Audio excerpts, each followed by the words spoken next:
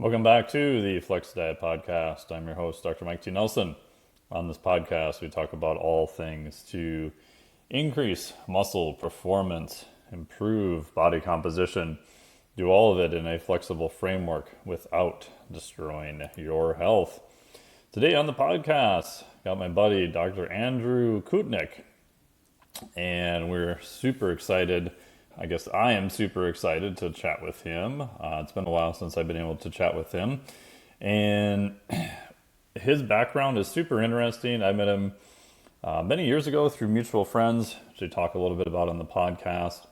He is definitely focused more on the metabolic side and ketones and exercise performance and all of super cool stuff.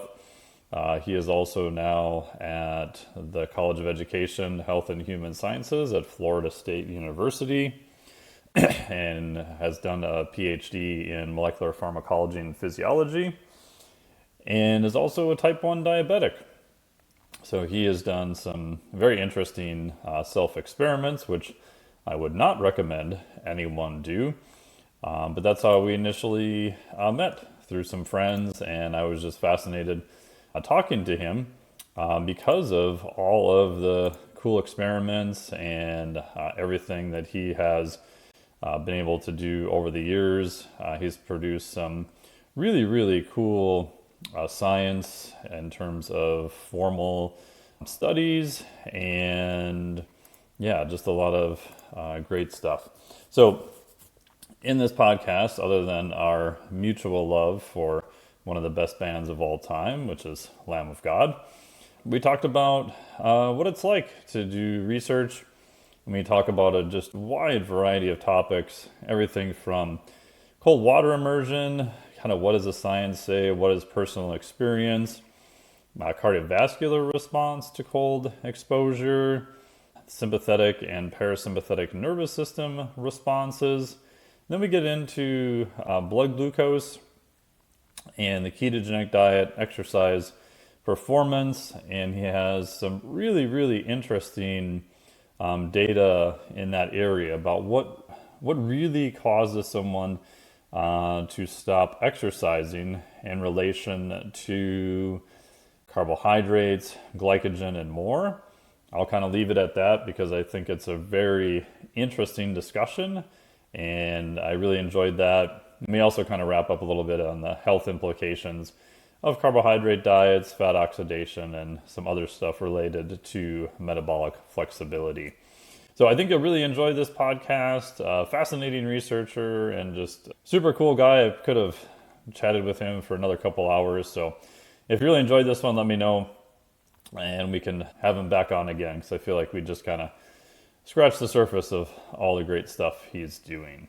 In terms of sponsors, check out my friends over at Tecton Ketone Esters. The new versions should be out very, very soon. I don't have an exact launch date yet, but I'll put the link down below. Hopefully it should be very soon. So when you go there, hopefully the site will be up and everything. Full disclosure, I do some work with them on the science side, and I am an ambassador to them. I have been able to use the product for a long time now, and it's been great. As of this recording, I am just making my way back via Austin, Texas briefly, and I brought a ton of ketones down to South Padre, Texas that I used. The biggest thing I found as a benefit was after a longer kiteboard session of maybe 2 hours, I think my training's been pretty good. Like, I felt physically pretty good overall, but trying to do new stuff, especially more technical stuff, back rolls, higher jumps, my brain would just be kind of cooked after a couple hours. I would have 1 or 2 cans of ketones and grab some electrolytes via Element, and I felt pretty good to go again. So I did that multiple times down there. So I think there is something to the cognitive enhancement after high levels of work and different things like that. So check them out. If you want more information from me, go to my newsletter. I go to MikeTNelson.com. You'll see a tab for newsletter. We are working on a new website. It'll hopefully be out in the next couple months. It's been a pretty big project. But either way, you'll still be able to find all of the information there. You can see daily updates from me. If you really enjoyed this podcast, you will love the newsletter, and it's totally free to hop on and subscribe to. So thank you so much for listening to the podcast, and without further ado, here's a great discussion with my buddy, Dr. Andrew Koutnik.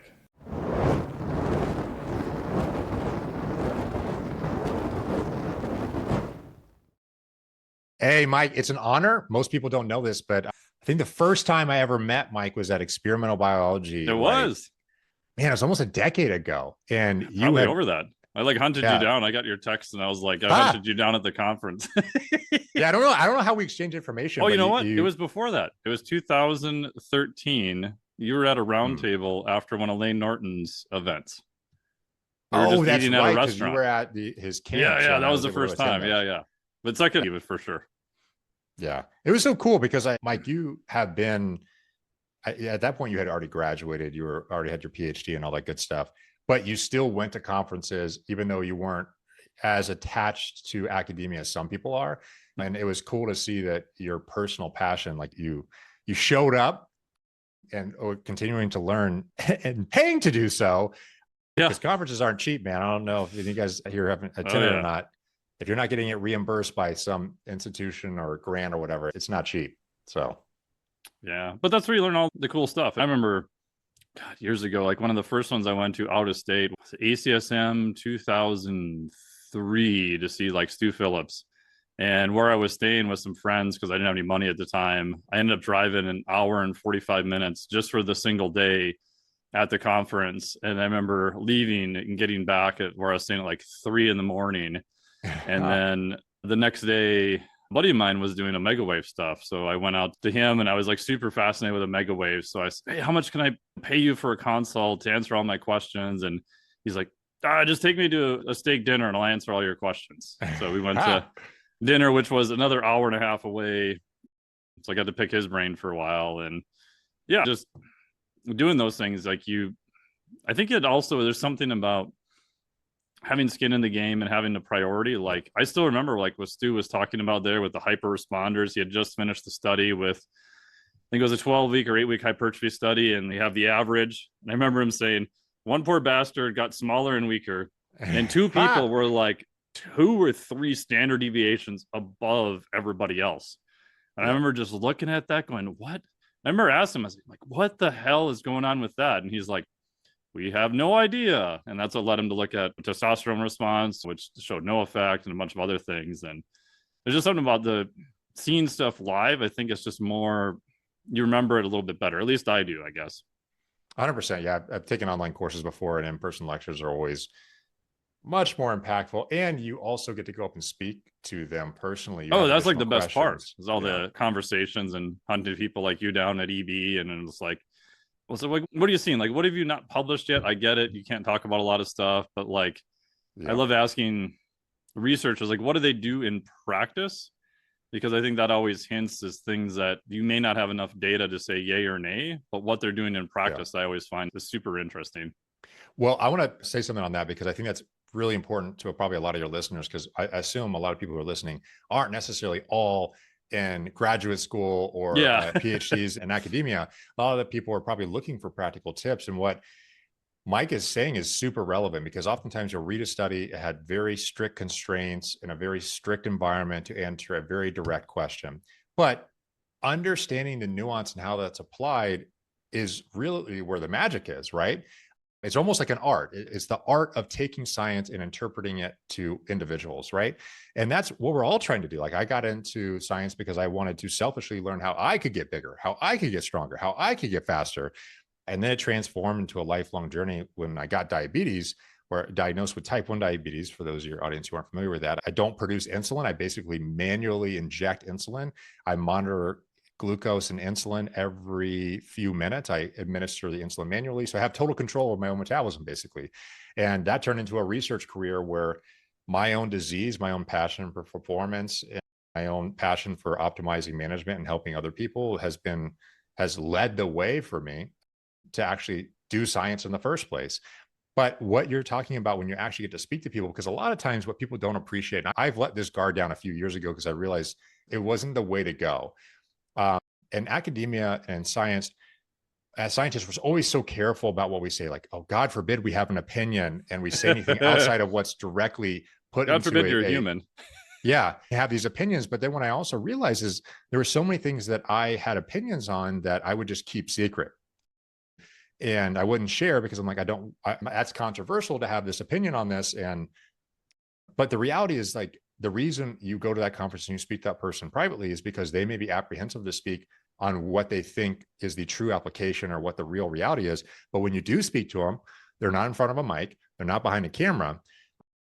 They'll give you their honest, genuine opinion of how it applies. And I think that is where you get the real insights, how it can apply to your life and how most people can apply. So for the last 5 years, I've really let down that shield or that cloak of protection around sharing or having too much an opinion, because I realize it doesn't help anyone to hold back, that, because your opinion is usually framed off an interpretation of a lot of science that you've learned over the last, Mike, for you, probably Mike's like 80 years old, right? So like the last 60 years for Mike, now, I'm old bastard. Yeah, Gandalf, but he listens to metal music. But for me, a little over around 20 years now. And so that most of that isn't just regurgitation of some scientific study, because that's not real world.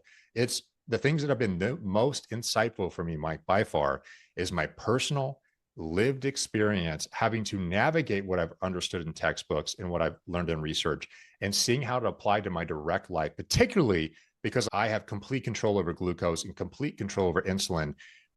Basically, I run my own metabolism manually, and there's a lot of pros to that, and there's a lot of cons to that. And so that's really what led my journey. And I think to what you're saying, just you get a lot of unique opportunities when you meet people and get to speak to them and extract that information along the way. And another tip for people is, I think high level organizations in general will pay you for both. So like I just did a talk for F1 racing the other day. I was super nervous about it because it's like they're all wonderful humans, but very data driven. But yet you're talking to their coaches. So at the end of the day, they want to know, well, okay, this is great. And we want to be very research focused. We want to make sure we're doing the correct things. But at the end of the day, we have to do something with this data. And so it was fun to say, okay, here's the research. Here's what we think about respiratory rate, resting heart rate, HRV, all this stuff. Here's where kind of the limits of the research are. Here's what I've noticed over the past, in this case, 6 years of looking at respiratory rate, HRV, all these combined, to try to make it useful to them. And I think those conversations are also what most people, in air quotes, the really real world, are looking for. They want to do stuff that's correct, but they also need a little help to translate it into, okay, what do I actually do with this information? And I feel like social media being very polarizing is either you're only a researcher and you can only talk about research and that's all you can ever talk about, or you're only a coach and you can only talk about coaching, you can't talk about research. And it gets a little muddy when you're in between trying to figure out how to apply this to it. My second caveat is, my new pet peeve is researchers who haven't even run their own experiments or don't coach anyone, like telling people exactly what to do, like hyper specific protocol wise. And you look at that and you're like, no single person's ever survived this. Like, you have not used this with like a single person, because yes, the research on Tabata says this. In reality, it just breaks down. So those are my get off my lawn type speech now. Yeah, I can tell you that's, well, I think in many ways I got lucky just because it was, if you find something in the literature and immediately you're like, I tried that and it didn't work for me, that gives you a really powerful tool. And I think in graduate school, or I was going through academic training, I remember hearing a quote and I thought it was one of the most powerful because it was absolutely true to me. And it applies to everyone, which is, when you have a dear held belief, a very strong held belief, and later with evidence, you come to find out that it was shattered. That's one of the most powerful moments, because you realize, well, look, I don't have it all figured out. I thought I did. I don't have it all figured out. And that allows you to be open-minded to all possibilities, even the ones you held most dear. But also realizing at the same time, to your point about coaching and the relationship between those, I've actually coached a number of elite athletes, and I will tell you that's 100% my experience also, in that you find that what in the literature is a great place to start. But the problem is, First off, particularly when you're working with elite athletes, they're usually not on the middle of a bar graph. A lot of times you're looking at these athletes and you're thinking, okay, this is what the science shows. And you see this all the time. Like, no, you're wrong because the science has showed this. You're like, well, hold on. That's true for the average person in those constraints. However, what if you're the person who is the outlier on the top or the bottom of that bar graph and you're doing something that's working for you, or you try something, it doesn't work for you, but the science says otherwise? You shouldn't keep doing that if it's not working for you, or if it is working for you, you shouldn't abandon it just because the science says you shouldn't. For the average person, maybe it does work for you. Maybe you're that outlier that it uniquely applies to, because what science gives us is the average of what's most likely to happen for the population at large. So it gives us the best starting place. But it's very important to also consider the practitioner component, which is the direct application, and how there are layers of translation that go from a very strict laboratory setting out into the real world. And then understanding how to modify, iterate, and adapt with an individual is a really cool experience as well, because it does open your mind. It opens your mind more so to the constraints of what science can offer, which is the best tool that we have to understand the world around us, but also understanding that it's not infallible. And the interpretation is where things usually fall down. Understanding that, hey, it does show this, but this person may respond differently, and they do. And I'm going to trust what I see in front of my eyes. So that's all I'll say on that note. Yeah, I had a conversation with my buddies, Dr. Ben House and Dr. Tommy Wood, a while back, and we were all comparing notes. And one thing I didn't appreciate probably 20 years ago was how freaky the real freaks actually are. Like how far standard deviation wise they probably are from the norm in certain things. It's just to be on the side of, say, like a NFL and see a 285-pound human moving that fast. It's just utterly mind-blowing. So it's hard to appreciate how far away from the norm like the actual true elite people are.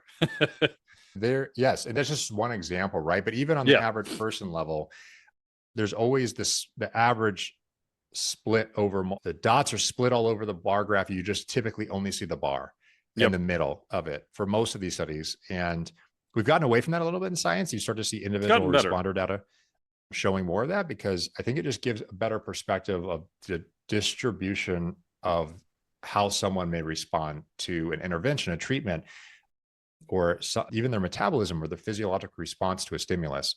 Stimulus could be exercise, it could be nutrition, it could be cold exposure, which we talked a little bit about earlier before we started this, and we'll talk a little bit more about it. But either way, I think it opens up it's just a really cool thing to appreciate. And that's something I appreciate about you a lot, Mike, is that you've been a coach for a very long time, and you've learned from other coaches, and you're involved in science and have been for years, and you go to learn from the best in the world, but you also apply it. And I think that's a beautiful interaction. It really gives you the best of all worlds, if you were to ask me, but I'm biased. So. Oh, well, thank you. I appreciate that, because I just think that's where all the interesting stuff is, like the application of it. And a lot of stuff I've tried doesn't really work at all. Other things I've like thought, I don't know, it's wacky. I'll try it. And the reality is, like, so I've often said, if I'm doing a research study, the best thing to do is to eliminate any placebo, have a sham control, set everything up so that the thing we find is the actual thing. For someone's coming in and I'm doing work on them, honestly, at this point, if I know something has worked for quite a period of time, even if there's not much literature, I'm probably going to try to placebo the shit out of them, which I get a lot of crap for. But that person, as long as it's safe and you're not doing anything unsafe, they're only paying me for the result. Like, they don't care if 17 studies said this thing should not work and they got a demonstrable result that they can repeat safely. They don't give a rat's ass about what any of the literature says. They trust you that you're reading the literature and you know where to go and you can get to a faster starting point, but they're literally only paying you for the result. And so they're actually like these two different ends of the spectrum. And neither one is right or wrong. It just depends on the context of what you are actually trying to do at that point. And I feel like that gets conflated all the time back and forth. Dr. Mike T. Nelson, let me tell you something. That was the most evidence-based thing I've ever heard. There is no stronger performance-enhancing effect than the placebo effect. Correct. So if you go in to try to help someone and don't at least attempt to convince them that what they're doing matters and can work for them, you're losing out on one of the most evidence-based approaches in performance enhancement that we know based on science, right? Yeah, we have science to show that it works. It 100%, it works better than anything else consistently. However, that said, obviously, on top of that is adding evidence-based strategies as well. Yeah. To get, because you want the results to, imagine you give the encouragement, the placebo effect of the intervention itself, but then also amplify that response by actually giving evidence-based tools that do actually enhance, let's say, performance or maximize someone's overall health. So that's always the goal, because keep in mind that placebo may enhance effects, but if an intervention is truly augmenting or improving performance in some way, it's going to be above that, right? So it's a stacking effect. That's why you have typically a placebo group in most trials if you're really trying to elucidate if something doesn't have an effect. So if you do both, you induce a placebo effect, but you also give evidence-based strategies, you truly amplify, hopefully, the response that you get out of people. Yeah, and one of the little tricks I'll do, if it's a new technique or something, I'll explain it to someone and they might be like, that's the dumbest thing I've ever heard. That's never going to work. I'm like, perfect, come on over. Because if I can show on an N of 1 or N of 2, N of 30, whatever, anecdotal, that it works in the face of your nocebo believed effect, I'm probably thinking there's something there. So initially on new stuff, I actually try to find people who tell me, that's the biggest bunch of bullshit I've ever heard in my life. Perfect, come on over. Because if it works in that population with a nocebo, I feel a little bit more confident that there's probably something actually going on there physiology-wise. Yeah. Yeah, I definitely agree with that. Definitely agree with that. So what are your thoughts about, I think cold water immersion fits into this area where, similar to you, we were talking before the podcast, like I've done it most days. I've been home since 2020. I took an old freezer, converted it right before COVID. And so when COVID happened, wasn't teaching, wasn't going anywhere. So it's like the air quote perfect experiment to try a bunch of stuff at home. And we can talk a little bit about the research. I think is split and it's context specific and a bunch of other stuff. But I will say anecdotally, I felt amazing. Like doing it in the morning, I would do it after my aerobic exercise. And the two things that shocked me the most were, one, even after 2 years of doing it almost consistently, it was easier. But that second, right before you get into like 41-degree water, I still had the hesitation of, this is dumb. Like that hesitation never completely went away. And then I always felt pretty good after it. And I was like, oh, I'm so glad I did this. Yep. It sounds like almost everything in life that's worth anything, it involves some level of effort or work, right? Yeah. But yeah, so there's a little background here because yes, please. I almost wonder how I tell this story, but I think it could start by going around 15 years back. So when I was early years in my research career, some of the first work we did was in cardiovascular health, looking at the impact of how psychiatric or subclinical psychiatric conditions, anxiety, depression, burnout, distress, anger isn't a condition by any means, but it's a mental state. And we would look at the interaction between how people with subclinical levels of something like depression or anxiety would respond differently to someone who did not to a known cardiovascular stimulus. And one of those stimuluses, besides doing exercise like a 30% of hand grip for, say 3 minutes, one of the most reliable ways to induce a stimulus was cold exposure. In fact, you didn't have to do these cold plunges or whole body plunges. We actually stuck just the hand up to the wrist into water.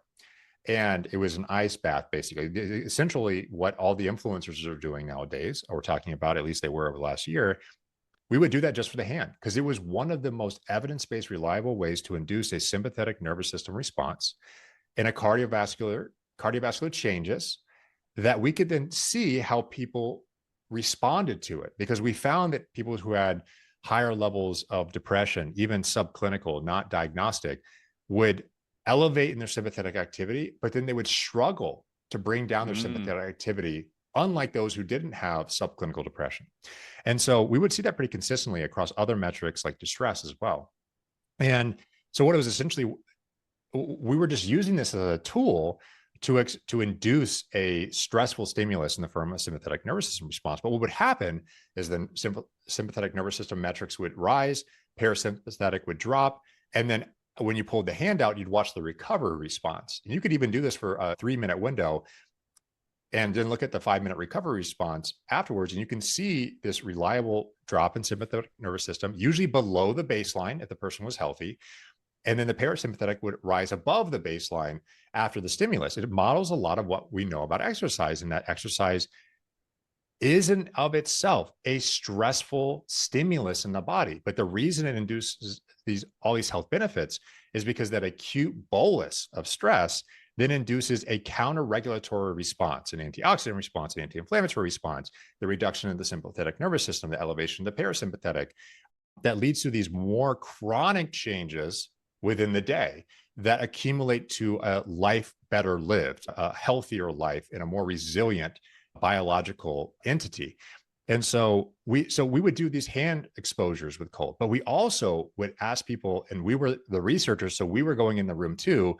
We would ask them to sit in a full-fledged cold room near freezing temperatures to see how whole body cold exposure, not just head out, like they were actually in a freezing chamber, monitored, controlled environment, to look at their sympathetic nervous system response, actually heart rate variability response, with supplementations like L-citrulline, which is a precursor to nitric oxide. And we thought, okay, if you give a precursor to nitric oxide, that would help elevate the resilience to some of the cardiovascular responses in cold. And what we found is that things like exercise and things like cold reliably are so powerful that no supplement's going to stop them from inducing their necessary effect. However, we do see that there is a amplified response with some of these supplements to help bring down the nervous system or bring up the parasympathetic nervous system. For those who are unfamiliar, that's the fight or flight response. To put it very layman and simply, there's a lot of nuance in there. Mike knows this all too well. And then the rest and relaxation response. And so they did augment the ability to recover from those responses, but nonetheless, exercise and things like cold exposure were reliably able to force a response. And the reason that's so important, Mike, is because imagine you are in an exercise environment and you just took this supplement over the counter and it forcefully inhibited your body from responding the way it needed to, from a blood flow perspective, from an oxygen uptake to tissue perspective, to a nervous system perspective. That would compromise your survival. Let's say the analogy people use is you're running away from a tiger or a dinosaur. They're trying to eat you. If your body took this supplement and it stopped it from doing that, then you'd be in trouble. You need those things to happen. They're supposed to happen. So reliably, unless you're truly drugging a response, those are often more powerful stimuluses than any of these kind of over-the-counter supplements often are. They're just a super powerful stimulus. But I think the reason you're asking this, Mike, is because I went on a trip to Switzerland recently, and we were there, and it was the most beautiful place of all time. But they had these beautiful lakes. We were in St. Moritz for a conference. I was speaking there, and the lake is fed directly by glacier water. And so it is very cold. And so at the conference, there's a lot of people into the whole health and wellness stuff. I'm like, hey, we're going to go for a cold plunge tomorrow at 7 a.m. I'm like, great. I usually wake up like 4 a.m. So like I can meet the time criteria. No big deal there. I have kids, by the way, which made me wake up way too early. But either way, so I got used to that early time. And so I went out there and I'm like, okay, let's see how this goes. I walked in. Instantly, like it just took my all. And I've done all these experiments. I've sat in a very cold tub for a Department of Defense grant. Like I've done all these things before, but this was just different. I was like waking up first thing in the morning. I wasn't mentally even prepared. I just did it, walked in, and I literally took my breath away. And I was like, oh man, like it almost feel like I'm cardiac arrest. Like this is crazy. It was such a powerful stimulus. But with having type 1 diabetes, I'm able to stop, or what we call in science, clamp my insulin response. So that's what I did. I actually didn't administer any insulin. I held it steady. So there wasn't this immediate response, an insulin response. And I was able to see my glucose response to it. So there's these known mechanisms within the body, how stress can induce hyperglycemic or elevations in blood glucose. And there's been some really fascinating studies that come out recently on this topic. But nonetheless, I walk into the water. It was definitely induce a stress response. It very clearly, subjectively, and perceptually induce a stress response. I get out and my blood sugar just climbs well over 100 milligrams per deciliter rapidly, super rapidly. And I was like, that was incredible. 5 minutes, super powerful. And after that one morning, I did it every single morning. But what I also found, because I looked at the literature, I was studying this as a method for inducing stress for over 10 years. The evidence isn't so powerful and overwhelming to say what a lot of people says it is like this super biohack tool in health and wellness. But I will acknowledge that when I went in that water and I got out, my day was way better. Like the rest of the day was just way better. It was totally different than exercise is and how the stress response and the perception of it. However, I will say that it was a lot like exercise in that you have this elevation and kind of difficult moment, this stress induced difficult moment that leads to this much more pleasant and peaceful day. And that was definitely my subjective experience. In fact, I went home and like started looking up on the train ride back from St. Moritz to Zurich in Switzerland. I was looking at my wife. I'm like, I want a cold plunge. Let me see how much these things are. I was reaching out to friends like who have done it before or have them. And I'm like, what's a good company? I started looking, I'm like, holy smokes. These things are like super expensive. And I like started looking at my wife. I was like, showing her the phone. I'm like, hey, you think I can, what do you think? It's a good idea. Like, trust me, I think it's a good move. And she's like, yeah, I don't know. I don't know. That looks like a hefty price to pay for that. But yeah, that's my experience, both scientifically and personally with cold exposure. And if it wasn't such a heavy price, I'd have one in my garage right now. Trust me.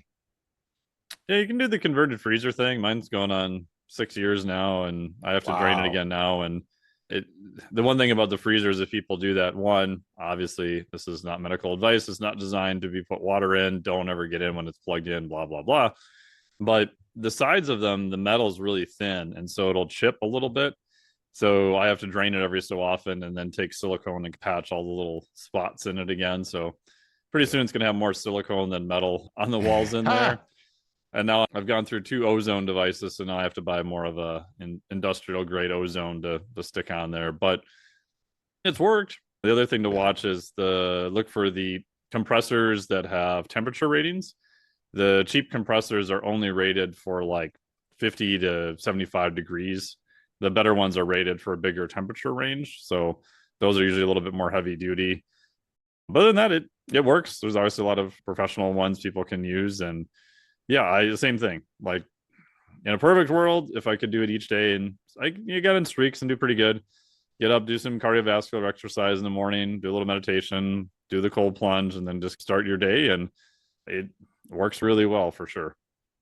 It's interesting you said that combination too, which is the cardiovascular, the cold plunge, and meditation.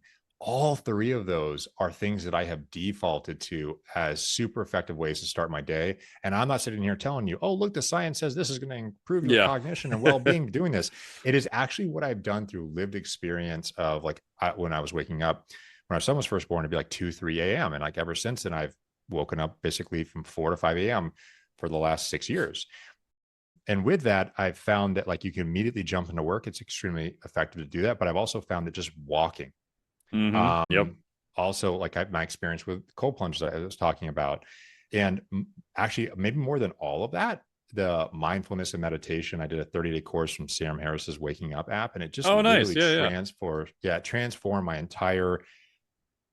If someone's unequipped or unaware of mindfulness and meditation, I feel like, at least for me, there's so many different tools and strategies out there to like explore it. But Sam Harris really spoke more so to me than other platforms did or other ways of doing it because he's a scientist. So there would be times where I was doing his meditation in the morning and it didn't happen right away. Like I really had to stick with it.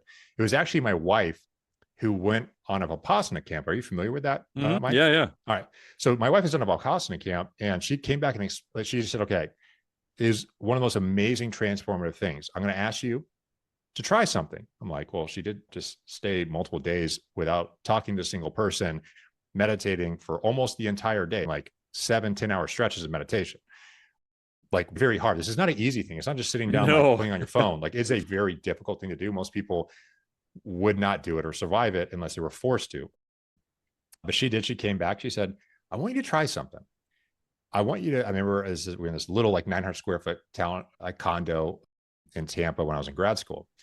And so it's a little apartment. We're in the living room doing this. And I didn't have like a biohacking room. I have a living room to try these things. And so she sat me down. She's like, okay, I want you to just sit down and only try to focus on your breath. I'm like, what do you mean? So she explained, she walked me through it. She's like, but I want you to be aware of how quickly you lose your concentration on your breath. And so I'm sitting down, closing my eyes, took a deep breath, and it was supposed to be for 20 minutes, but I just sat there for 10 minutes and I could not go more than 2 to 3 seconds without a thought arising that distracted me away from my focus on my breath. And it immediately clicked for me.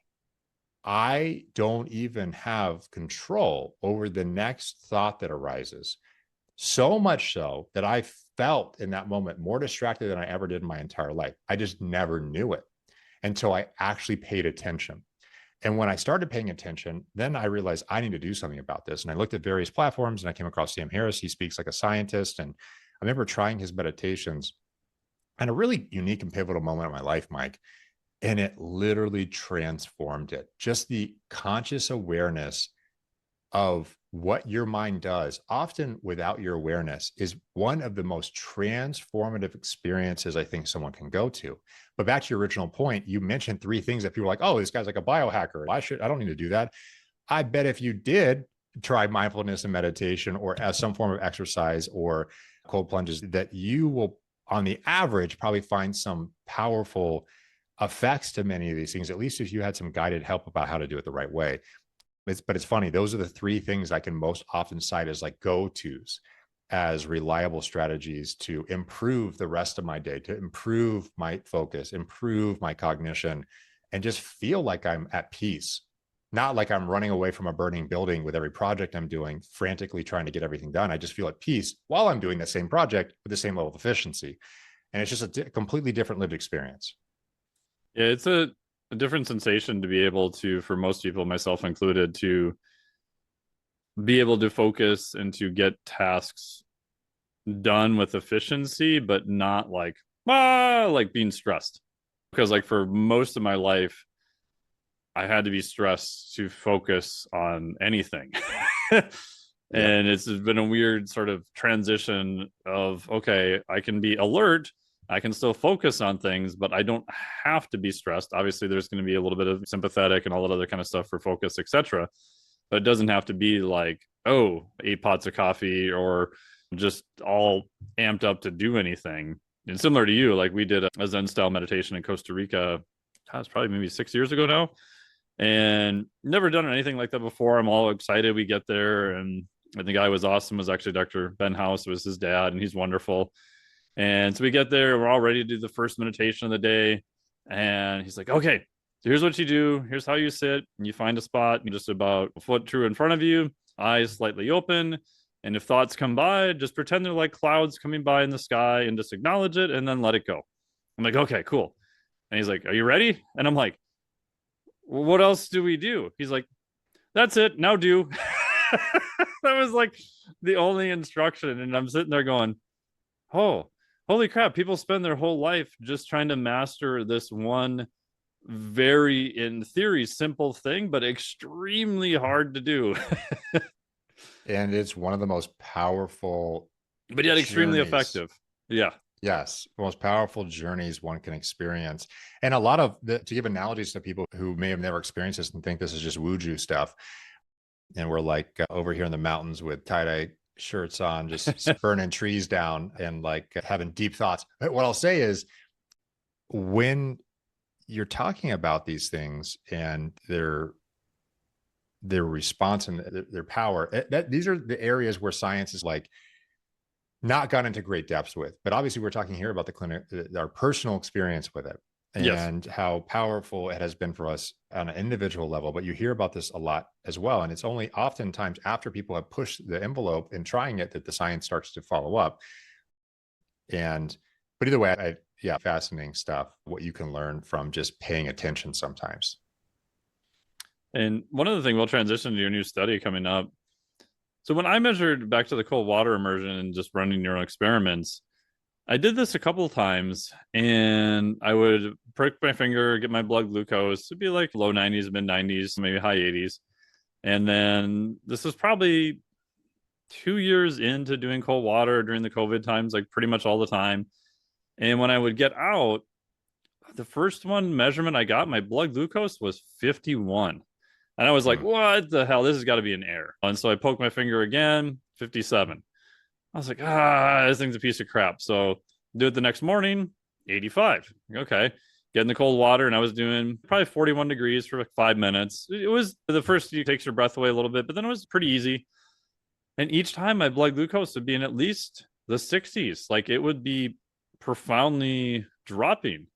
Are any thoughts on that? Because yours is going up, and which makes perfect sense to me because it's a sympathetic stressor. But then is there an acclimation? And then, of course, there's a role of insulin and everything else in there and all the other mechanisms. So to distinguish Mike from me, Mike's one, better looking. Okay, there's that. But two, his pancreas also works. And so Correct. One key aspect of metabolism is that when you have a blood glucose elevation in normal human environments, if you don't have type 1 diabetes or type 2 diabetes, or even signs of prediabetes or obesity, which all come some degree of changes in insulin, or in my case, I don't have the production of insulin anymore, you will have a dose-dependent second to minute instant release of insulin proportional to the blood glucose elevation that immediately goes into the bloodstream. Okay, that's number one. And so the compensation for that is instant. So insulin is one of the most powerful, I would argue, the most powerful hormone in all metabolism.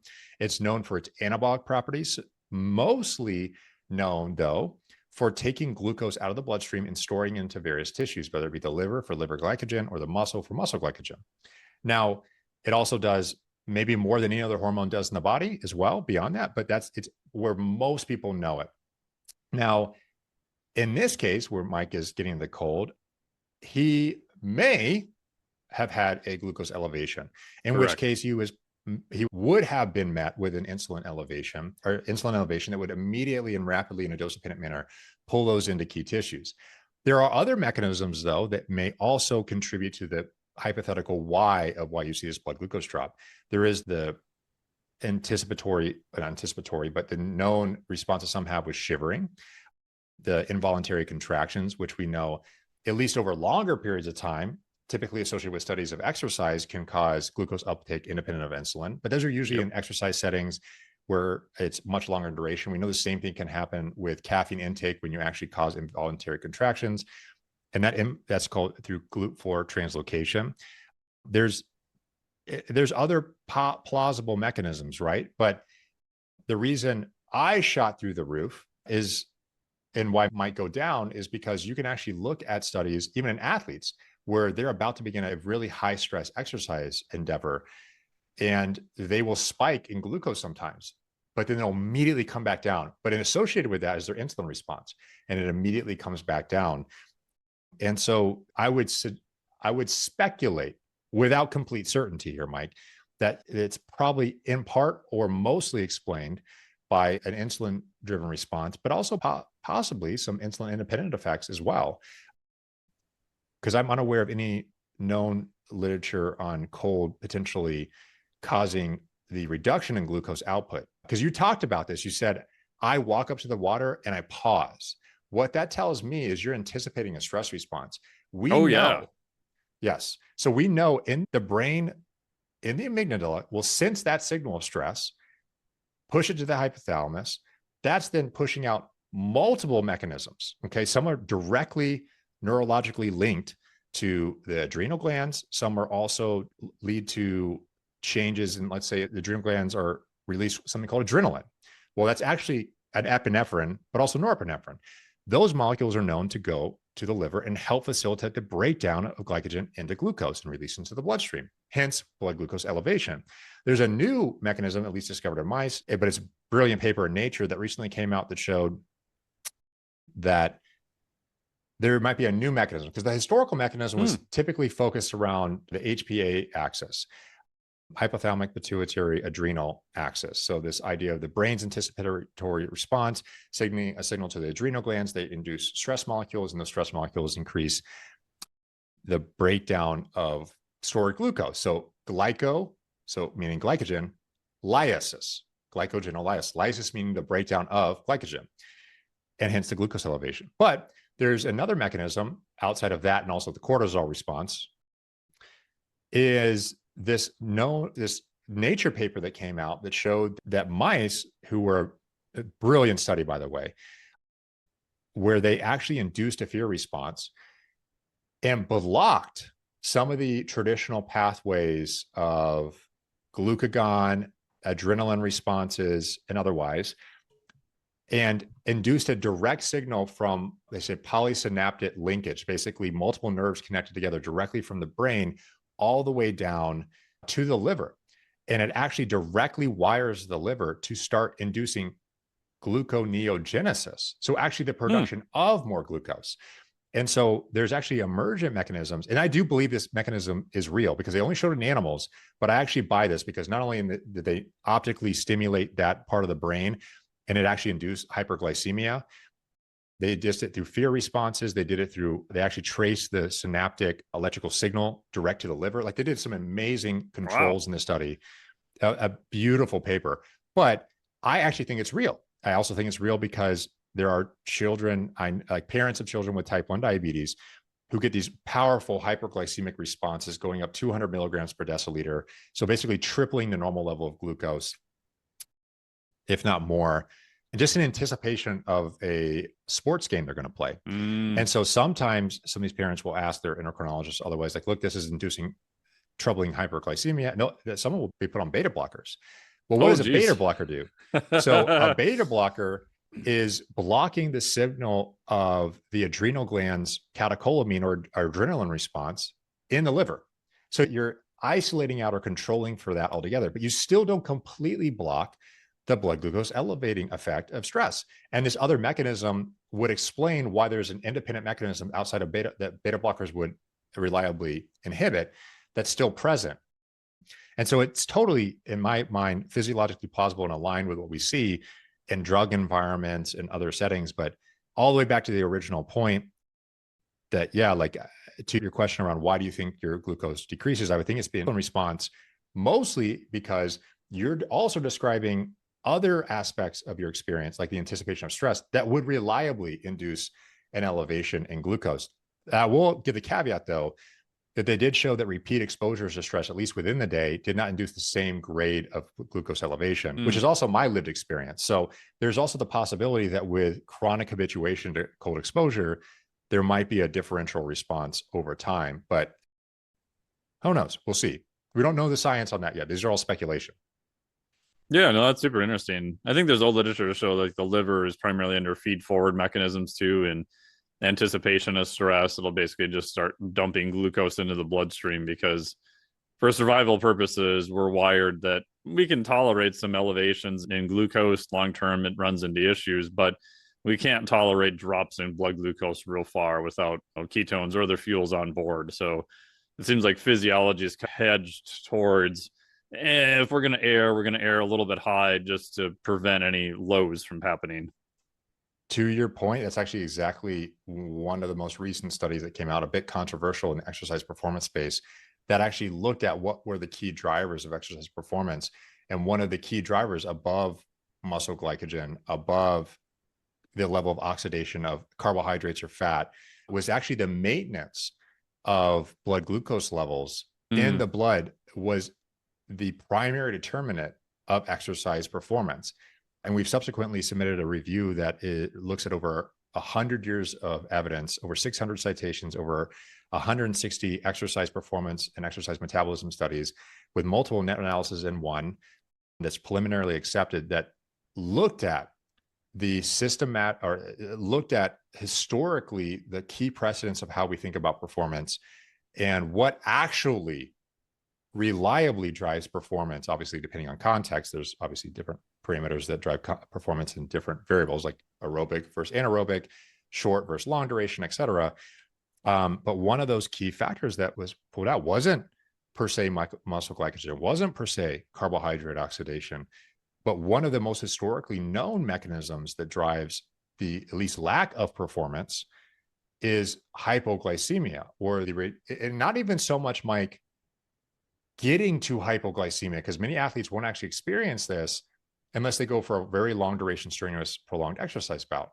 But it's actually the maintenance of blood glucose that appears to be one of the most reliable predictors of why something like carbohydrates improve performance. It wasn't so much that carbohydrates induced some unique response that caused performance improvement.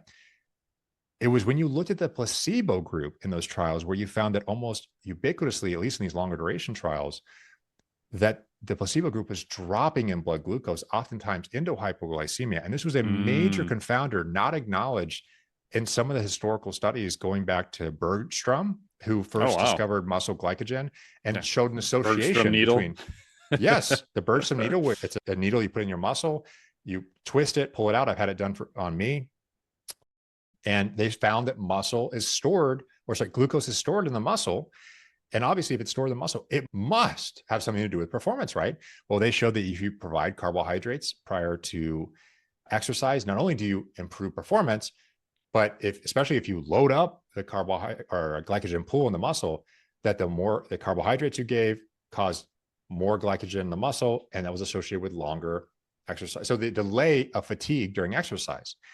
And that was a persistent theory and still today since the 1960s. And then in the 1980s, there was really powerful work from Kohler, Coyle, multiple studies actually showing that there was a direct relationship between the degree of carbohydrates that are oxidized and the ability to delay fatigue during exercise. And so it started with muscle glycogen, and there's still a lot of programs are about glycogen loading. And then there was all these trials looking at carbohydrate oxidation because we were able to measure it. And again, they were showing these constant associations: higher carbohydrate intake, higher carbohydrate oxidation, delayed fatigue. Then we see these models like the crossover effect, where all these models were arising specifically in these nuanced studies in athletes showing that as you were getting to higher and higher intensities, that you were becoming increasingly more reliant on carbohydrates as a fuel source and increasingly less reliant on fat as a fuel source. Again, based on a model based on assumptions came out of these studies on substrate oxidation. But one key thing to elucidate in the limitations of those studies is not a single one was causal. They were all association studies. And within those same studies, those marquee studies that literally changed the field and how we viewed how one of the most commonly used ergogenic aids in sports performance, like carbohydrates, improves performance, was based on association studies. But in those same studies, you also saw that blood glucose reliably dropped in the control group. And what's a more powerful response? A shift in the type of substrate being oxidized, or one of the most powerful survival mechanisms called the neuroendocrine counterregulatory hypoglycemic response that is literally trying to save your life, meaning that when your blood glucose drops, your body goes into a fight or flight response. You have reduced glucose in the brain. So you're reducing the metabolic substrate that the brain often uses unless you're on, let's say, a ketogenic diet or you have high lactate levels, which are alternative fuels for the brain, ketones, lactate. You're highly reliant on that. So you have lower substrate availability to this key tissue that helps you perform. Because oftentimes people think of physical performance, they think about their muscles functioning, when in reality, it is the brain that is driving these effects. So if you deprive the brain of a key substrate and then also induce one of the most powerful counterregulatory hormonal responses and neuroendocrine responses there is, it reliably impairs performance. In fact, you don't have to look no further than literature in type 1 diabetes, where there's commonly looked at hypoglycemia, and it reliably impairs performance 10 to 20%. Powerful reductions in performance and incredibly reliable. I don't know of a study where if someone went into hypoglycemia and they performed equivalently ever. It's just and I'm someone who's lived experience of having type 1 diabetes. I can tell you that is the most reliable way. A lot of athletes have fear around glucose variability with type 1 diabetes because it reliably, if they go low, they get terrified because they know it's going to impair their performance. Whereas if they run high, it's not an immediate life-threatening circumstance, and it has less of a performance impairment effect. But there is an effect, though. We know that high glucose levels alone can actually shift and lock people into glycolytic metabolism just by blood glucose levels being higher alone. If you clamp all their factors, clamp insulin, all their factors, high glucose alone can drive the use of glucose in the body. So back to your point about blood glucose being such a critical asset that our body requires. We're talking about, we have about estimated, if you say 5 liters of blood, 1 tablespoon of glucose circulating in our blood. And that disruption of glucose, if it goes low, is what your body will do more to protect than any other metabolite in the body. Any other metabolite in the body, which is why there's so many powerful regulatory mechanisms that will completely shift your perception of the world and how you think, to the point where you can have slurred vision, you could become unable to move as well. Like, it's a powerful effect that has on the brain, but it's trying to protect you and save your life. But we see these effects even at maybe not a life-threatening level, but even at meaningful levels in performance when we look at that from an exercise context. Yeah, that's super interesting. And again, going back to what we even talked about at the beginning of the show a little bit, that again, doesn't mean these studies were necessarily wrong, or that, like you said, carbohydrates do reliably increase performance. But it's fascinating to me that sometimes the underlying mechanisms of how they're doing things can change over time. Because I'm sure there'll be a bunch of people saying, oh, see, carbs don't work. It's like, no, we're saying they still work, but the mechanism of which we think they're working may not be the same. And that's what I've always wondered about, even like muscle glycogen levels.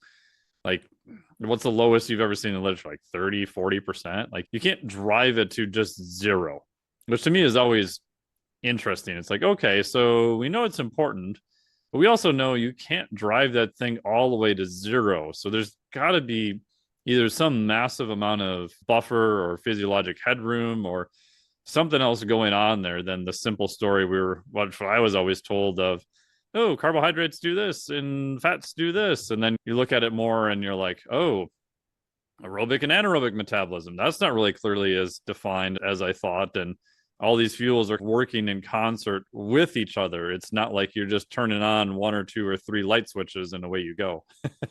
Absolutely. And that's actually one of the key things we tried to elucidate in a recent randomized controlled trial we did in Ironman completers, or Ironman competitors. Yeah, tell us about that.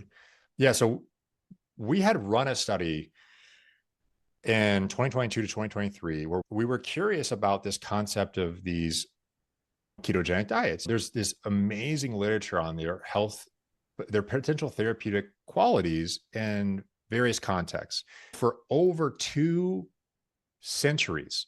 So since 1796, there was a physician named John Rollo who actually discovered that you could basically reverse type 2 diabetes with low carbohydrate diet. So we've known, and actually was standard of care for type 1 and type 2 diabetes management, and saved the life of patients with type 1 diabetes, at least extended their life substantially before discovery of insulin. So these diets have been around for over 200 years, but they've had this emergence of evidence in different neurological disorders. Man, there's this fascinating work, particularly out of the Bazuki group and some of the work they funded, and Think Smart initiatives, where they're actually showing that some patients are able to put their schizophrenia or bipolar disorders in remission using these diets. We don't have randomized controlled trials out yet, but they're ongoing. But some of the observational analysis and anecdotal reports are quite compelling, and the mechanistic plausibility is there. But there's all this emergence and interest in this therapeutic effect of the diet. But one concern is that there's this phenomenon of the fit but unhealthy athlete, this push for more and more carbohydrates all the time, in a world, or at least in the United States, in the developed world, being one of those major countries that were leading the way in metabolic health dysfunction. There's multiple reports. One not too long ago came out that said that 88% of Americans have some form of suboptimal metabolic health. That number increased to 93%. In a more recent analysis from Tufts University, basically what that means is that they scanned a huge swath of the American population and found that in these large data sets that almost every single person either has an elevated glucose level, high triglycerides, elevated body waist circumference, a key metric known to be associated with suboptimal health. At least tons of data around those metrics showing that when going in the wrong biological direction, they cause consequences. That means that 9 out of 10 people in a room in America have suboptimal metabolic health. Well, now we know that obesity rates are now at over 68% in adults. We know that children, that those rates are around 20%. We know that over half the American adult population has prediabetes. The numbers are stark, and the rises of almost every major chronic disease. And so the question is, there's one strategy, not the only one, okay, but one powerful strategy that we know can be incredibly effective is one, exercise, of course, but also nutrition, and particularly powerful nutritional strategies that remove a lot of the food products in the food environment that drive overfeeding. And ketogenic diet is one strategy where you dramatically reduce carbohydrates in the diet. A lot of the processed and refined forms of carbohydrates are very common in the American diet. They're kind of like the 70% of the grocery store in the center. And a large number of the American population is consuming these products, at least to some degree, even kids as well. Either way, long story short is that these diets have been shown for over 2 centuries to have powerful therapeutic effects. But there's one apprehension someone may have is like, well, I'm an athlete and I perform. And yeah, that I have this issue over here on my health, but like, I don't want to do a diet that's going to impair my performance. I care about my performance. And so there's been this stigma around these diets impairing performance because it was the belief that carbohydrates were essential to performance. Well, only way to find that out is actually to test it, because there's all these trials, particularly from 2017 to 2020, from a really prominent researcher named Louise Burke and John Hawley, like world leaders in the world of sports nutrition, ran these really rigorous trials, anywhere from 5 days to 3 weeks in elite level race walkers, so elite Olympic level race walkers, doing ketogenic diets, and showed impaired exercise economy, so a measure of efficiency during exercise. But what we really care about performance, right? And so they were showing marginal 2% decrease in performance in a couple of these studies. And so for the average person, that would be completely undetectable. But if you're an elite level athlete, that's the difference between first and second place. And so that got a ton of attention. And so we were really interested. Are these diets really impairing performance? Is that true? Because it had been known since the 1980s by a researcher named Stephen Phinney, because I actually had he was able to show no difference in performance in some athletes. And that was a very controversial study. And so I actually sat down a year and a half ago, or not a year, almost 2 years ago, with Stephen Phinney, and we had a very detailed conversation about some of that work. And he told me, Andrew, when I first did that study, what was very fascinating to me is that he himself is a really avid cyclist. And he's like, I was running this study decades ago. And I remember when I first initiated it, and when they initiated the ketogenic diet arm, he would race alongside these cyclists, these cyclists he had in the study.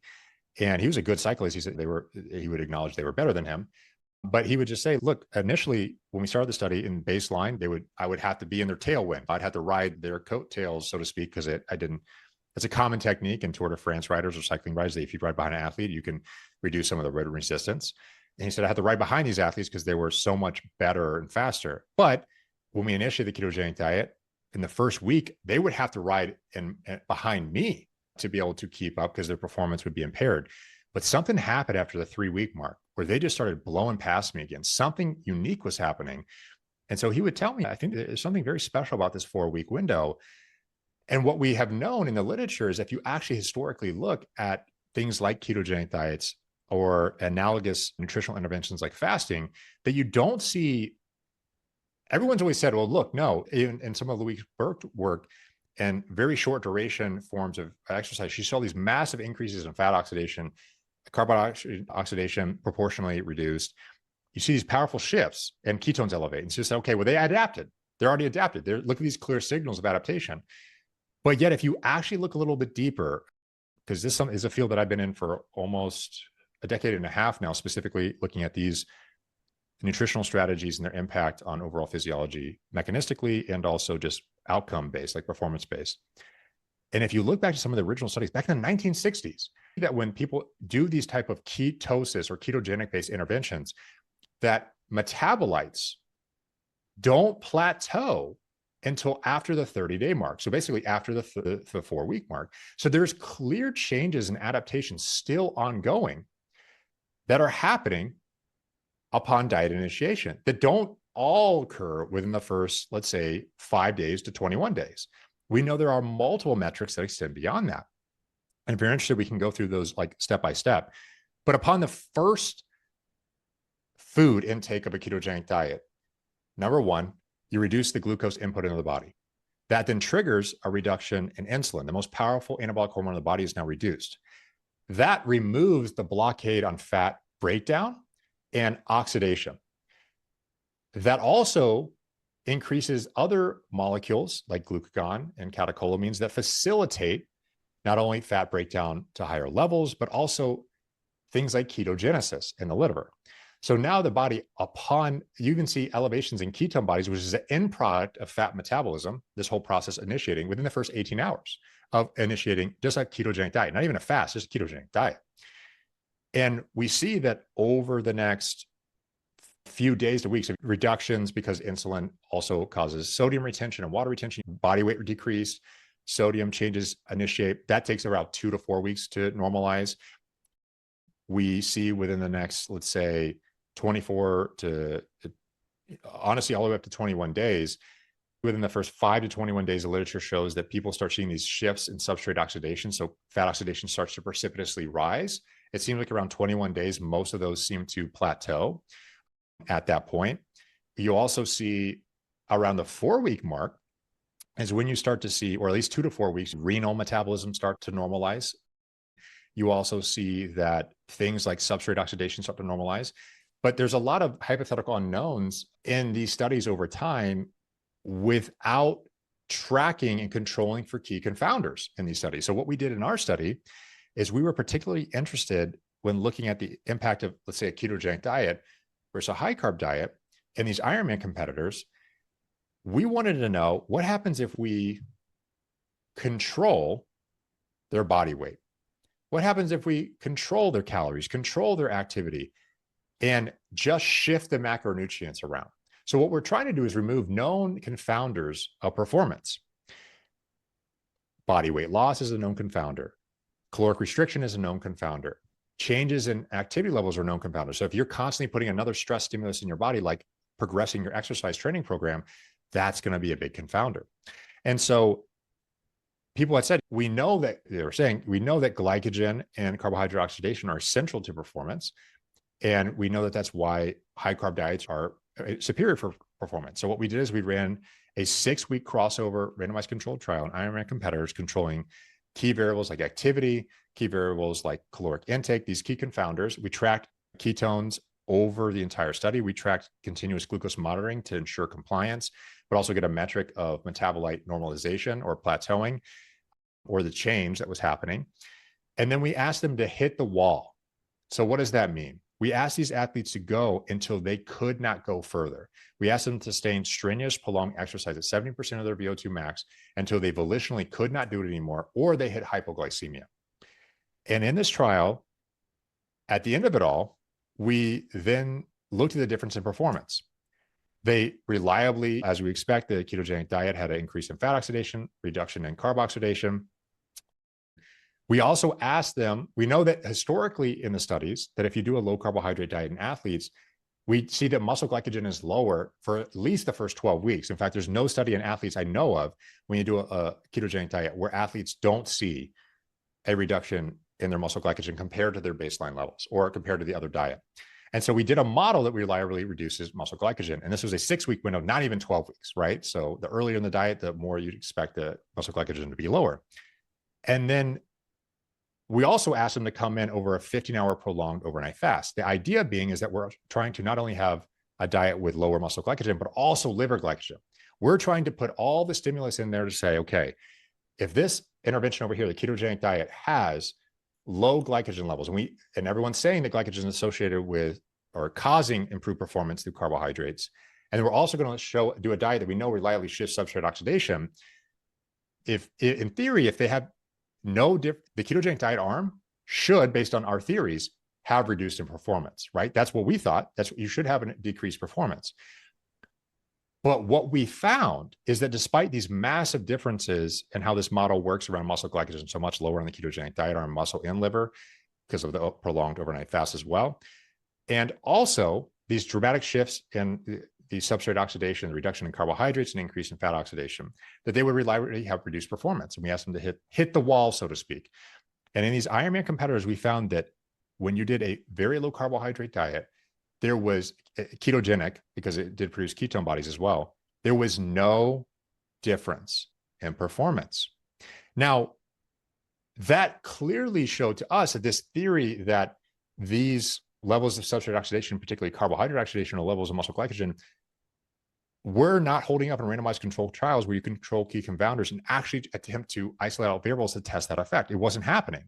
But we asked another question, which is, we want to now trickle in just enough glucose to normalize, or just enough glucose to normalize circulating blood glucose levels. Now, remember, earlier in this podcast, we talked about, hey, Mike, lowering in blood glucose causes all these negative effects on neuroendocrine responses. And I'm telling you, it impairs performance. Like, you don't have to look much further, but Google for yourself while you're listening to this. But what we want to now do is we want to trickle in just enough glucose to keep blood glucose levels normal, not drop. And how do we do that? We provided the equivalent of 1 teaspoon of glucose every hour.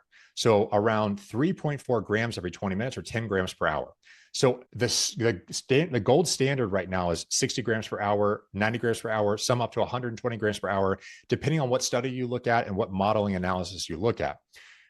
That's gold standard, but we did 6 to 12 times lower because we didn't want to put enough glucose in the system to cause an endocrine response, a substrate oxidation response, or a glycogen response. We only wanted to put enough in to maintain glucose, and we did that.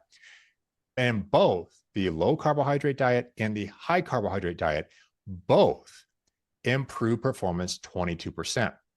But it could not have been, Mike, because of differences in substrate oxidation. It could have not been because of differences in muscle glycogen based on the model system we were studying. Both groups got hypoglycemia at profoundly high levels without carbohydrates. Just the trickling in of blood glucose of 1 teaspoon per hour completely eliminated hypoglycemia in both arms associated with a 22% improvement in performance. So we were directly trying to test this theory of what was the causal impact in a randomized controlled trial setting of what was the key determinant of performance. But we had done another study prior to that when looking at short duration exercise, similar design, only 4 weeks adaptation in high level runners, lean, 50 kilometers running per day. They weren't elite, but they were like a high end level weekend warrior, so to speak. And they were racing in competitive races and local races and state races. So they were athletes. And we instead of doing this long duration exercise, we did the opposite. We said, we've always been told that carbohydrates are essential for performance during very high intensity exercise. So we're going to ask them to do a very high intense form of aerobic exercise. We're going to ask them to do a 1 mile time trial. Now, someone may say, a 1 mile, that's no big deal. Try to run the fastest mile of your life and tell me it's no big deal. Yeah, so there's that. We also asked them to do a 6 by 800 meter sprint. So sprints as well, repeated sprints for not a short duration, not like 30 seconds, but longer than that. And also 1 mile time trial, like in these athletes. And what we found again is that there was no difference in performance in the ketogenic diet versus low carb diet. But so showing 2 ends of the spectrum where we think carbohydrates would be very important, these very long duration exercise bouts where you hit the wall, in essence, modeling like a marathon Ironman athlete type segment for a triathlete. And it's other than the spectrum where you have these more highly glycolytic form of exercise. But what we also found in this short duration exercise is that these athletes were performing north of 85% of their VO2 max, when based on the crossover concept, Mike, that they should be, in theory, oxidizing near 0% fat during that exercise. It wouldn't be 0, right? It would just be near it. Yeah, it'd be very low. Be very low, around 12% to be exact. But what we found is that these athletes were oxidizing over 1.5 grams per hour at 85% of their VO2 max. And some athletes were north of 1.85 grams per hour, some north of 2, the highest ever fat oxidations ever recorded. But no one had ever looked at intensities that high with fat oxidation on a ketogenic diet sustained at least up to 4 weeks in duration. So what we found across both of these studies is that if you actually allow athletes to adapt to a diet for long enough, they adapt sufficiently to have the same level of performance across both diets, saying that you can eat what you want, Mike. You don't have to do a high carb diet because it's going to inherently improve your performance. You can do whatever diet you want as long as you habituate it to it long enough. And maybe you want to do it for things outside of performance. Maybe you need to do it for health reasons. And there's a key thing that came out of this study as well, at least the first study in 2023 that was published in the shorter duration exercise bout. We had put CGMs on these athletes for 4 weeks in duration.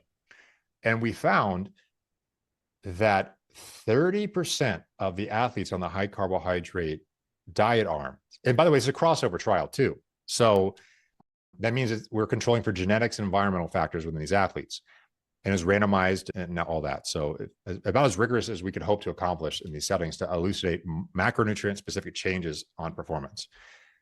What we also found when assessing continuous glucose monitoring for over 4 weeks in duration on both dietary interventions, that the athletes on the high carbohydrate diet, 30% of them had fasting blood glucose levels, not on a single time point, but of the average of every single morning over 4 weeks, had glucose levels consistent with prediabetes.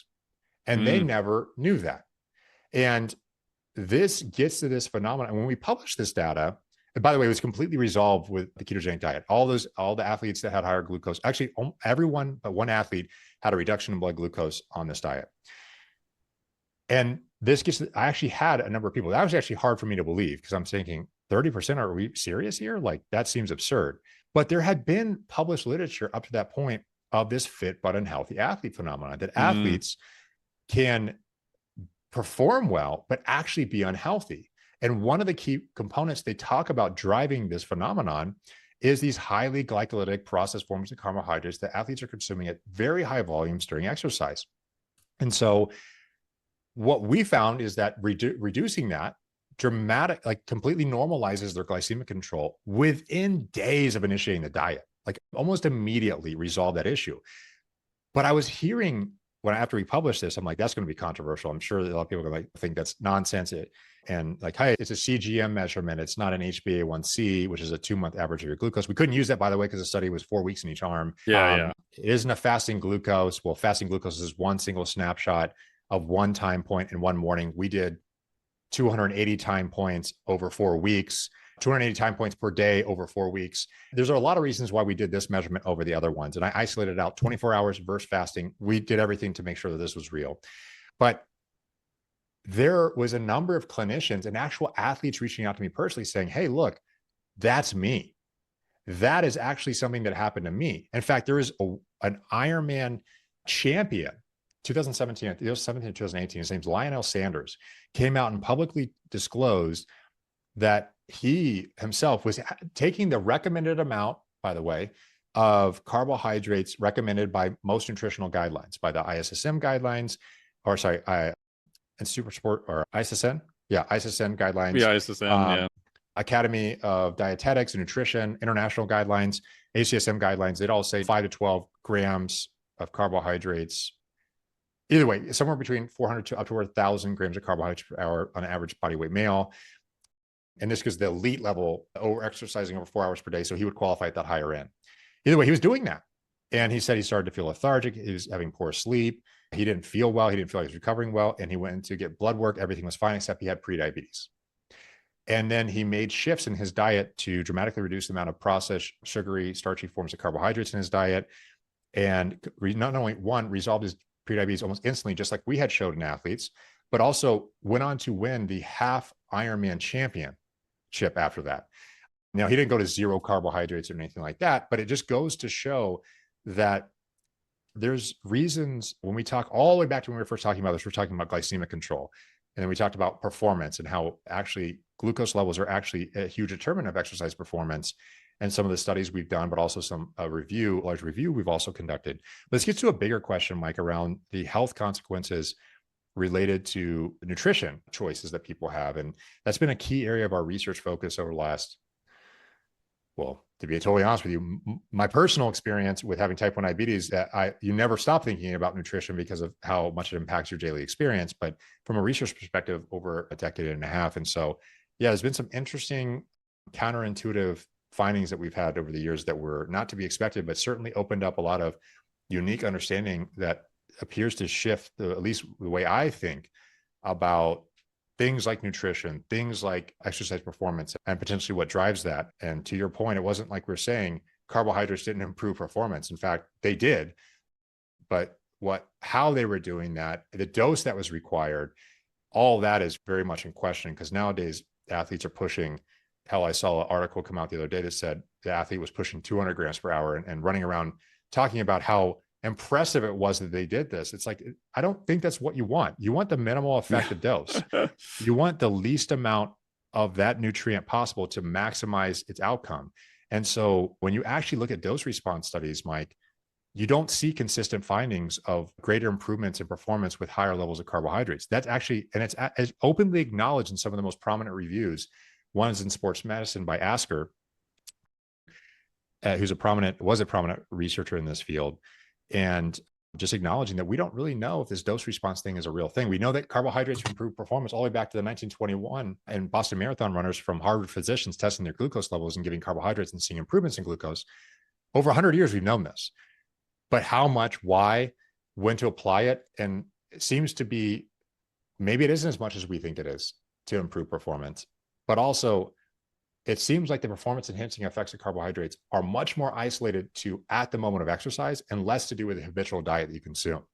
And so the habitual diet you consume, one could contend, is more important for your overall health, less so for performance, at least and what we've seen in the literature and our own personal results with some of the randomized controlled trials we've done.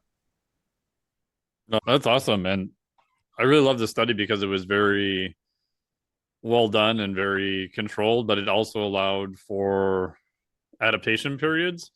And a couple of questions. So on the crossover effect, I've lost track of how many athletes I've seen now. And they were all endurance athletes, maybe just because that's the only data we had. Several of them basically had no crossover effect whatsoever. Right. So for listeners, they were pushed so far on the carbohydrate oxidation that even on a ramp test, when they're doing low to moderate intensity exercise, they're on a metabolic cart, their fat oxidation never crossed 50%. Right. The two curves are just, and the first time a buddy of mine, Jeff Rothschild, years ago told me this, I was like, that's bullshit. No way. I'm like, send me the data. And so he sent me like a couple snapshots of athletes, and I was like, holy crap. And then I'm a nut job, so I have my own metabolic cart here to do testing and all that kind of stuff.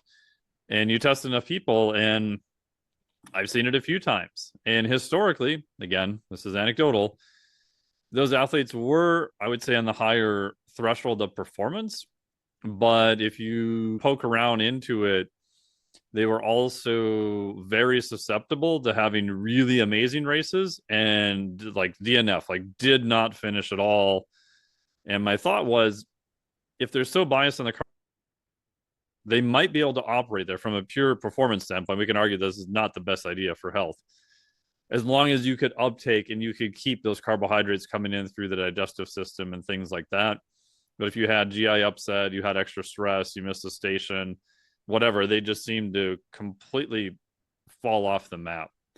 So my bias, and I'd be curious about, one, your thoughts on that, and then two, related to metabolic flexibility, to me, it makes more sense to push fat oxidation as high as you possibly can, as it may not even be the backup system anymore. Maybe it's ketones, maybe it's other things, to try to buffer some of that performance and also buy you some better health along the way without compromising still the high-end performance. I know there's a lot in those two statements. Yeah. So, well, number one of the key things that comes back is so you're going to have to reprompt me for a few of these, I will say. Yeah. But there's a lot of feelings or thoughts that some of the original studies that came out and said that carbohydrate oxidation are essential to performance is these efficiency studies. They weren't performance outcome studies per se. They're efficiency studies, and they're all typically less than 4 weeks in duration. Because to be fair, it's not easy to run a diet trial for 4 weeks on the same person. And we did a 2-week crossover. So we're talking like this is 10 weeks per subject. It's a huge commitment where they're controlling activity. It's a lot of work goes into these things, to be fair. And so it's not like you can always do that. But so when looking at these exercise studies and considering some of the more, well, let me back up for a second. So can you ask me your direct question one more time before I go on too hard of a tangent? Yeah. So the first question is, what has been your experience with athletes that are super hard on the carbohydrate oxidative end of the spectrum?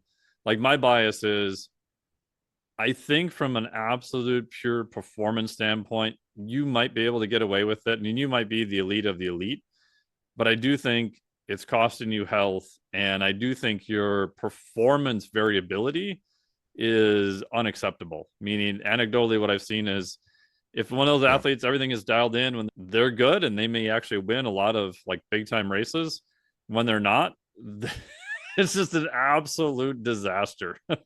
Yeah. So it's actually, I might actually somewhat pivot this to your direct question. So we've actually looked at the literature and have redone this crossover effect in a number of settings and found that we don't always see it reliably, that there is this reliable crossover effect. There was this kind of historical dogma with the crossover effect that, hey, we have this whole model based on some studies that have come out from some of the most prominent researchers that there's this dose-dependent response in certain key metrics. But we've done that same exact dose-dependent up trial at steady states along the way and see that some athletes don't even have a crossover effect. Yeah. They're highly glycolytically highly predominantly reliant on glucose as a fuel substrate. And when actually looking a little deeper, there's numerous examples of that in the literature, that there isn't this predominant fat oxidation even at low intensity exercise for everyone. In fact, most of those studies were in the context of high carb diets and very good athletes. What happens if they're in a different setting or they're the average person? We don't see that reliable effect. And yes, you can almost put people into a static state of almost predominance carbohydrate oxidation at these higher levels. And there's evidence for this, right? In fact, one great example of this, and I think this is insulin related, by the way, because if you think about the underlying mechanisms of this, why would someone be trapped into higher glucose-based metabolism? Well, what happens when you consume glucose? Well, your blood glucose goes up. What's the most reliable effect of blood glucose elevation? An insulin response. Insulin. If insulin goes up, and we talked about this, the insulin is one of the most powerful hormones in all of human metabolism.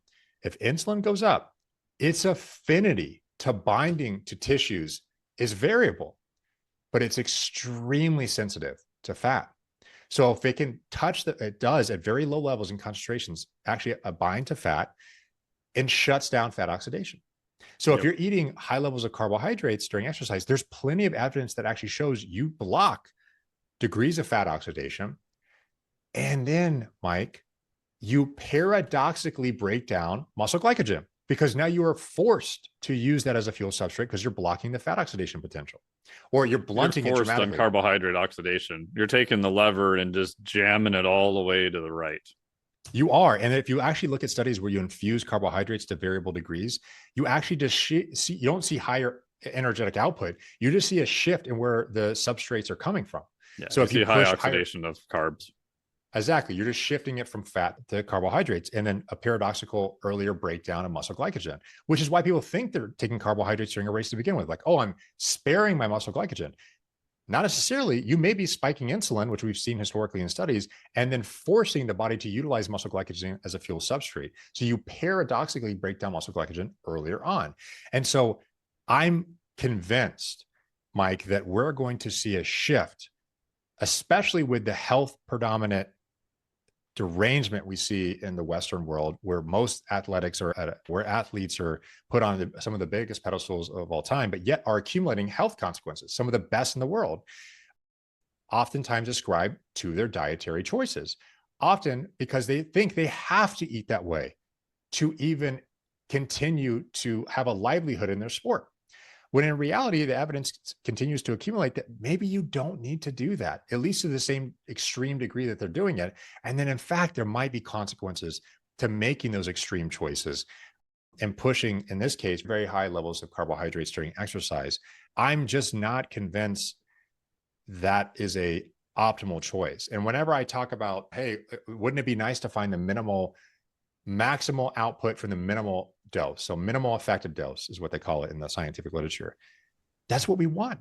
When someone's doing a therapeutic drug trial in a clinical population, you want the smallest dose possible to maximize the clinical therapeutic benefit. Everyone wants that, because what happens when you get too high? There's off-target effects almost always. Well, guess what? When you get to these levels of like over 60 grams of carbohydrates per hour, upwards of like 120 grams of carbohydrates per hour, no model can explain the amount of carbohydrates consumed and where it's being oxidized. Because the amount of oxidation that's occurring based on all the measurement tools we have would be like at least less than 50% of it. So what's happening to the rest of it? It's clearly not being oxidized based on the measurement tools that we have. It's something else is happening here. And one could argue, why would you do that? Why not just give the amount required to perform optimally? And I think that's where we're going to get to some very important dose response studies with some colleagues of mine, actually looking at tracer-based analysis on these responses. So it'll be some interesting things to come in our understanding of nutrition in the context of sports, but extending beyond that to actual health of the athlete themselves. Because I remember hearing this quote and I loved it. No athlete should be sacrificed at the altar of performance, meaning no, they should not have to go to they should not have to sacrifice their own personal health to reach elite level performance. But I think right now some are. Yeah, and I think there's always going to be trade-offs. And so, like, for example, I don't work with a ton of endurance athletes, but the handful of ones that I've worked with, my first question is, okay, so you want to run a marathon. Let's take a marathon as a thing. Cool. Like, where are you currently at? Like, are you Kipchoge trying to break a 2-hour marathon? Are you at 3 hours? Are you just trying to finish the marathon and not get kicked off the course? Because to me, that spectrum is light years apart. Maybe we could argue, and we could talk about this too, the elite of the elite. Maybe carbohydrates are much more important for them. To what degree? It's probably debates. My argument is you probably need to be high on the carbohydrate end of the spectrum. However, most people are not there, and they probably will never be there in their life. They're like, well, it's a personal thing I want to do, and I want to feel better. Great. In that case, my bias, I think you'd probably agree, let's look at fat oxidation. Let's try to get that as high as possible, because you just told me you want consistency and you want more health metrics. So I know if we can get you more reliant upon that, it's going to be easier. Odds are your variability of performance is going to go down, and we're going to get some health benefits from this. You're not at the elite level where we need to pound you with 100 grams of carbohydrates per hour or whatever. But it seems like the popular message is, well, if you're running a marathon, you just need to mainline carbohydrates. That's the thing to do for performance. And meanwhile, Bob's running a 9:35 split time. Well, so as the last bit of a cliffhanger for your audience and those in the sports nutrition world, we often, you're talking about substrate oxidation, we're talking about carbohydrates, we're talking about the potential of it applicable to elite level athletes or not. One of the common arguments, of course, based on a lot of things we were talking about before, is that fat oxidation could never maintain elite level performance. And this is largely based on this crossover concept of that if you're oxidizing in order to perform a certain output to hit world record times, that you would require a certain amount of carbohydrates or a certain amount of carbohydrates to substrate to even achieve that, right? Based on our understanding of how much you can oxidize at particular levels of intensity. And these elite level athletes are performing at sustaining very high intensities for very long durations, which is why people tend to believe that these elite level athletes need higher carbohydrates because of this, largely based on the crossover concept. Well, I want to give you one anecdotal case. There was a case in the literature of a world record athlete achieving a world record Ironman triathlete time in a lab setting. Okay, they were number 2 in the world. They actually went into the lab and got tested. What you find is that over half of their world record time, their predominant fuel substrate during that exercise wasn't carbohydrates, it's fat oxidation. So that leads to this open-ended question. If fat oxidation can't maintain elite level high-end performance sustained over, regardless of the time frame, but there's very high levels of the percentage of VO2 max, then how is the best in the world predominantly fueling over half their race predominantly on fat oxidation? How is that possible? That, I think, is just something for people to ponder on and think about. This isn't a promotion of one way or the other, but I will say I'm a promotion of overall health. As a live patient, I want to be bigger, stronger, faster all day, but I also live with a disease that could take 10 to 20 years off my life if I let it just run awry and allow metabolic dysfunction that's often commonplace in my disease to just continue. And so I live the experience daily of the consequences of nutrition.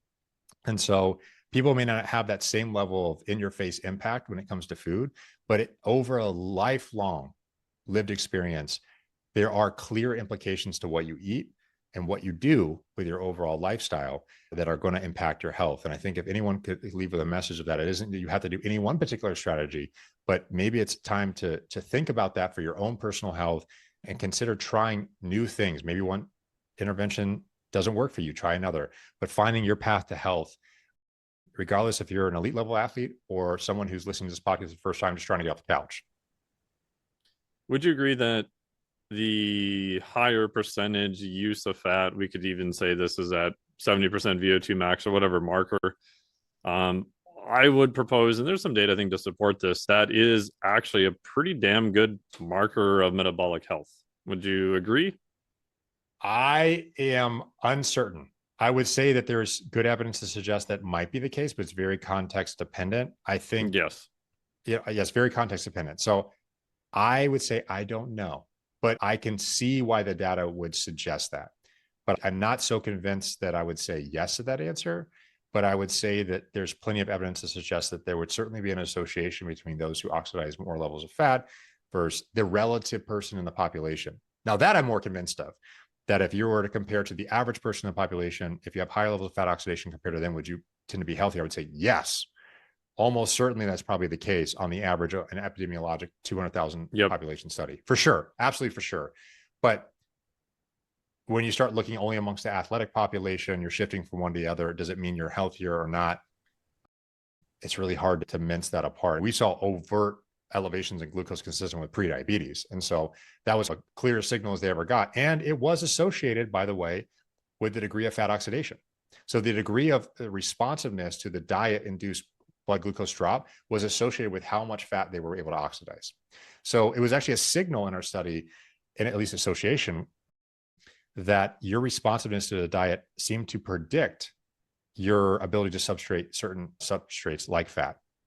How plastic do you think the crossover point is? Like, how far do you think with training, if somebody said, hey, just for giggles, I want to get the highest amount of fat use per hour, like, do you, because it seems like you go all the way back to like Jeff Volek's faster study and in your study and other studies, it seems like the longer we study it, that amount of fat that we can use seems to be going up and up overall.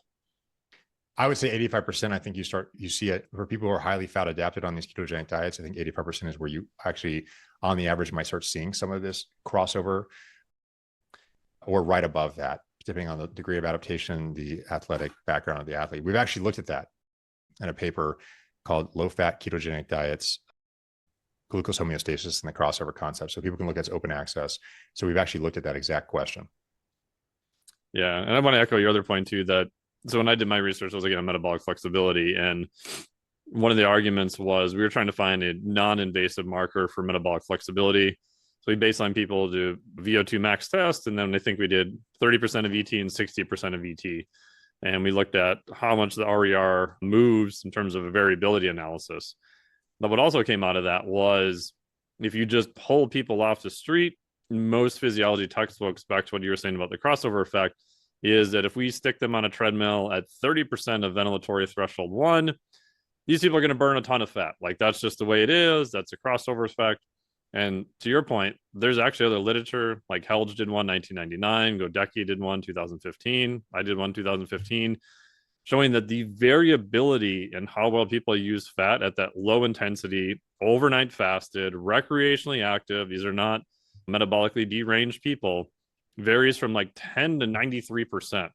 Like, massive variability just in recreationally healthy people of how well they're able to oxidize fat.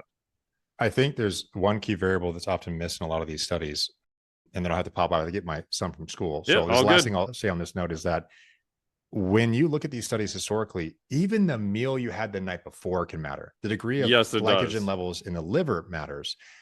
Your overall metabolic status matters. And obviously the habitual diet that you've been consuming over multiple weeks leading into that all matter, which is why when we did our randomized controlled trial, we controlled for all of those variables. We controlled for the habitual diet. We controlled for the time frame before performing the exercise bout. We did it with carbs and without carbs. And we did this on 6 weeks of 2 different dietary interventions, controlling body weight, calories, activity, and just splitting over the macronutrients. And so with dietary monitoring on top of that, so which is not to say that other evidence is not rigorous or well done. It's just to say that this is an evolution in our understanding of known confounders and trying to account for them and then answer the same question. Yeah. My last quick point, I'll let you wrap up, is that doing my own metabolic heart testing and stuff, I've seen that. Like, so looking at RMR and looking at RER during RMR, I've had some athletes 100% carb oxidation. You put them on like 50 watts on a bike, they drop immediately to fat oxidation. So it does make you think about a lot of the other things that are confounding a lot of the standard published research. Awesome. So where can people find out more about you if you want to be found and follow up and everything else? I put a lot of free information on andrewkoutnik.com if anyone's interested. I also am active on Twitter and Instagram.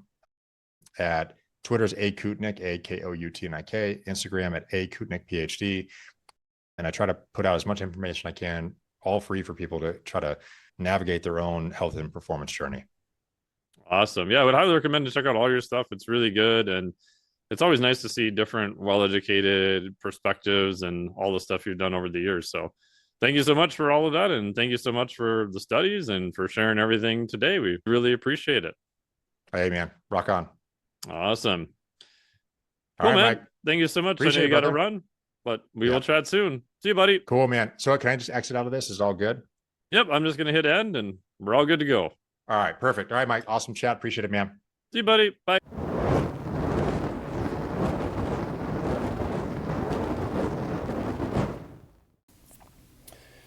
Thank you so much for listening to the podcast. I really, really appreciate it. Huge thanks to Dr. Andrew Koutnik for being on the podcast. I really appreciate all the wonderful stuff he's done and just taking the time and effort to kind of question what's really going on.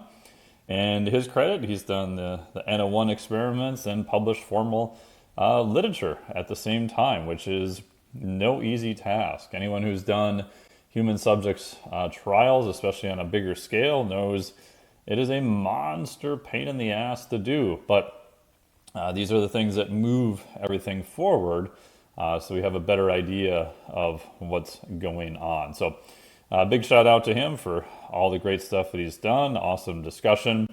Make sure to check out all his great stuff on his links, and especially Instagram. He's got a lot of great stuff, so make sure to check him out. If you want more stuff from myself, go to MikeTNelson.com. You can hop onto the newsletter, get the daily free newsletter insider information. Very similar to this podcast if you enjoy the more geeky side of the fitness based on actual research and experience. I think you'll like it, and it's completely free. If you're looking for ketones, check out my friends over at Tecton Ketone Esters. The new site should be up very soon. It might be up when you listen to this. It might not yet. I know they're working hard on getting everything done and updated as soon as possible with a bunch of great new products that I think you'll really enjoy.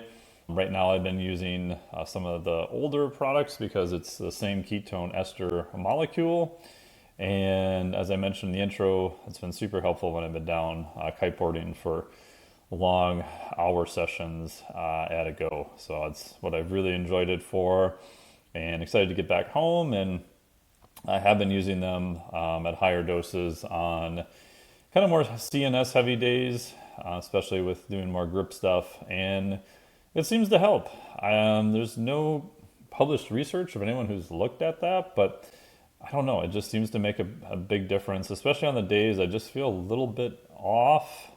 Many times those days become pretty good, which is kind of crazy. And it's not a stimulant of any kind either. So check them out below. Full disclosure, I do some scientific work with them, advisement, and I am an ambassador to them also. And thank you again, Dr. Andrew Koutnik. Thank you for listening to the podcast. I really, really appreciate it. If you could do us a favor and hit the old like button, subscribe, rank, leave us a review, all that great stuff. Really does make a huge difference to getting guests like Dr. Andrew on the podcast and other big time named guests. The better distribution that we have to show numbers allows us to get higher quality guests and more popular people on the podcast.